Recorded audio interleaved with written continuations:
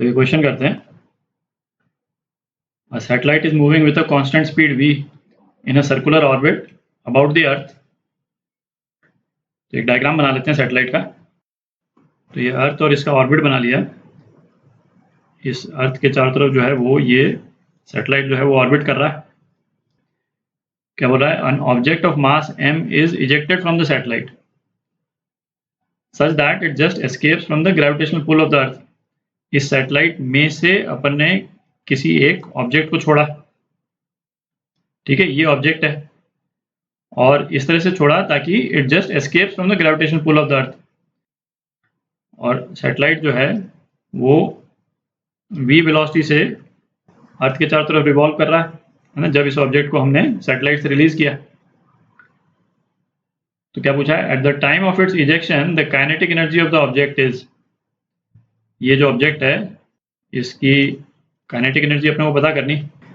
सी, जैसे ये जो क्वेश्चन है ना कि ये ऑब्जेक्ट जो है escapes from gravitational pull of earth, तो ग्रेविटेशनल पुल से एस्केप करने वाले है ना क्वेश्चन जो है वो कई वैरायटी में बनते हैं।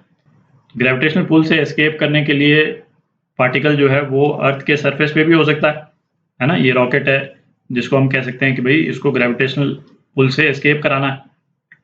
इस वाले केस में क्या किया है, एक सैटेलाइट पे है वो ऑब्जेक्ट जिसको हमको ग्रेविटेशनल पुल से एस्केप कराना है, ठीक है। अच्छा, यहाँ पे तो अर्थ दिया है, अर्थ की जगह कोई दूसरा प्लैनेट भी दे सकते हैं। अच्छा, एक प्लैनेट की जगह दो प्लैनेट भी दे सकते हैं। भाई एक प्लैनेट ये अर्थ हो गई और दूसरा प्लैनेट कोई दूसरा हो गया, इन दोनों के बीच में डिस्टेंस दे दिया और ऑब्जेक्ट जो है वो है ना या तो अर्थ पे दे दें, ठीक है, और या फिर इस प्लैनेट पे दे दें या इनके बीच में कहीं पे दे दें और फिर बोल दें कि भाई इनको इन दोनों प्लैनेट्स के ग्रेविटेशनल फील्ड से एस्केप कराना, ठीक है। अच्छा, तो इन सभी क्वेश्चंस को सी मैथमेटिकली तो आप कीजिएगा ही, पर इनको मेंटली विजुलाइज करने के लिए जो इनकी ग्रेविटेशनल पोटेंशियल एनर्जी है उसको आप ऐसे विजुलाइज करें कि जो भी ऑब्जेक्ट जिसको हमको एस्केप कराना है वो किसी है ना वेल के अंदर है। वेल मतलब जैसे कोई कुआं है ना, कुएं के अंदर है और वहां से हमको एस्केप कराना है उसको, ठीक है। तो एक बार वो वेल बनाते हैं जरा। तो ये अपन ने जैसे कुआं बना लिया और अपन कैसे विजुलाइज कर सकते हैं कि जिस ऑब्जेक्ट को हमको एस्केप कराना है वो कुएं के अंदर है, ठीक है।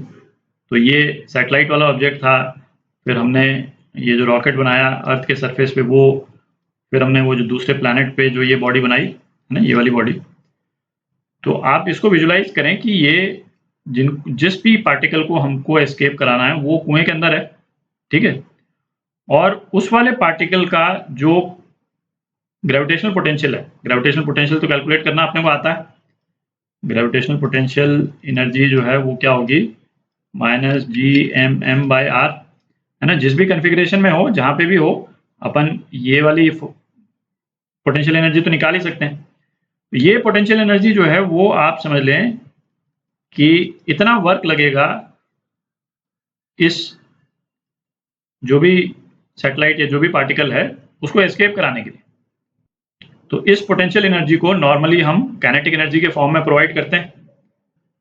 तो जितनी पोटेंशियल एनर्जी हमारे को चाहिए उतनी फिर हमको काइनेटिक एनर्जी प्रोवाइड करनी पड़ेगी इसको एस्केप कराने के लिए।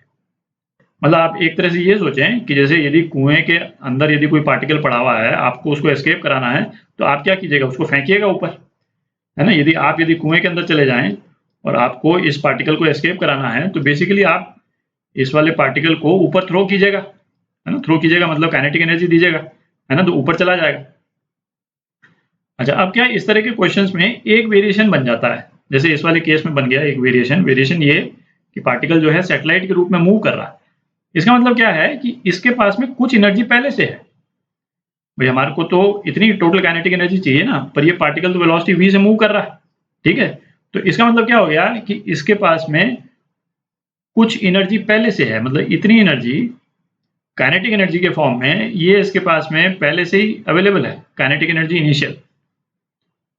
तो हमारे पास हमको कितनी एनर्जी और प्रोवाइड करनी रह जाएगी, इसको यहां तक पहुंचाना है अपने को, तो अपने को इतनी एनर्जी और प्रोवाइड करनी पड़ जाएगी, ठीक है। तो इस तरह से विजुलाइज कर सकते हैं, ठीक है। ये एक अच्छा तरीका है विजुलाइज करने का, मतलब एग्जैक्टली एक्यूरेट नहीं है इन द सेंस, केवल इसलिए कि जैसे अर्थ पे यदि कोई कुआं होगा तो इसमें पोटेंशियल एनर्जी जो है वो लीनियरली वेरी करती है, यहाँ पोटेंशियल एनर्जी दूसरे तरह से वेरी कर रही है, पर है ना एक रफ आइडिया लेने के लिए इस तरह से मेंटली विजुलाइज करना है ना, इट्स नॉट रॉन्ग। अब करते हैं क्वेश्चन। अच्छा, एस्केप वेलोसिटी क्या होती है ये तो अपने मालूम ही है। अर्थ के सरफेस से यदि किसी पार्टिकल को एस्केप कराना है, उसके लिए इस पार्टिकल को जितनी वेलोसिटी देते हैं उसको एस्केप वेलोसिटी बोलते हैं। और एस्केप वेलोसिटी का क्या रिलेशन अपन ने निकाला था, √2 g r, जहाँ पे r जो है वो अर्थ का रेडियस है। को इस नेगेटिव पोटेंशियल एनर्जी को ओवरकम करने के लिए जो काइनेटिक एनर्जी अपने को देनी है वो क्या है, एस्केप वेलोसिटी पे पार्टिकल की काइनेटिक एनर्जी, ये है बेसिकली। ठीक है, तो एस्केप वेलोसिटी पे पार्टिकल जो है वो अर्थ के सरफेस से एस्केप कर जाएगा, यहां से एस्केप कर जाएगा। अच्छा, अब क्या पार्टिकल के पास में कुछ वेलोसिटी पहले से है, उसको अपन एक्सप्रेस कर लेते हैं g और r के टर्म्स में। तो इस वाले केस में क्या है, इस पार्टिकल को सैटेलाइट से छोड़ने के पहले ये तो सैटेलाइट के साथ में मूव कर रहा था, तो इसकी वेलोसिटी भी वही थी जो सैटेलाइट की वेलोसिटी थी, मतलब v वेलोसिटी से मूव कर रहा था। ठीक है, तो ये v वेलोसिटी कितनी हो जाएगी, जो सेंट्रीपिटल फोर्स है mv² r अपने को लेना है। अच्छा, इस क्वेश्चन में क्या है, जो सैटेलाइट की जो हाइट है अर्थ के सरफेस से, मतलब ये h, ये तो दिया हुआ है नहीं। ठीक है, केवल ये दे रखा है कि ये सर्कुलर ऑर्बिट में मूव कर रहा है अबाउट द अर्थ। तो हम इसमें क्या प्रिज्यूम करेंगे कि ये ऑर्बिट जो है वो एक नियर अर्थ ऑर्बिट है। अपन ने एक वीडियो में सैटेलाइट्स के ऑर्बिट डिस्कस किए थे, जिसमें था नियर अर्थ ऑर्बिट में जो ये हाइट होती है वो हाइट कितनी होती है, अप्रोक्सीमेटली 300 किलोमीटर होती है। ठीक है, और चूंकि अर्थ का जो रेडियस है वो इससे कहीं ज्यादा होता है, 6400 किलोमीटर। आप देख रहे हैं h जो है वो r से बहुत ही कम है। ठीक है, तो ये हाइट हमको नहीं भी मालूम हो तो हम रेडियस जो है वो अर्थ का रेडियस ले लें तो बहुत ज्यादा एरर नहीं है। ठीक है, नियर अर्थ ऑर्बिट के लिए हम अर्थ के रेडियस को ही रेडियस ऑफ सैटेलाइट मान सकते हैं। तो यही करके अपन वेलोसिटी निकालते हैं ये वाली, तो ये कितना हो जाएगा, gm/r²। इस फोर्स से अर्थ खींच रही है, m कैंसिल आउट हो गया, gm/r² जो है वो g के बराबर होता है। ठीक है, तो ये v जो है, v क्या हो गया, √gr हो गया। ठीक है, तो इस वेलोसिटी से ये पार्टिकल पहले ही मूव कर रहा है, सैटेलाइट छोड़ने के पहले इस वेलोसिटी से मूव कर रहा है। तो अपने से क्या पूछा है, at the time of its ejection the kinetic energy of the object. तो इस काइनेटिक एनर्जी पे चूंकि पार्टिकल एस्केप कर जाएगा, तो ये काइनेटिक एनर्जी कौन सी हुई, काइनेटिक एनर्जी ऑफ एस्केप हुई। ठीक है, तो काइनेटिक एनर्जी ऑफ एस्केप को बेसिकली इस v के टर्म्स में पूछा है।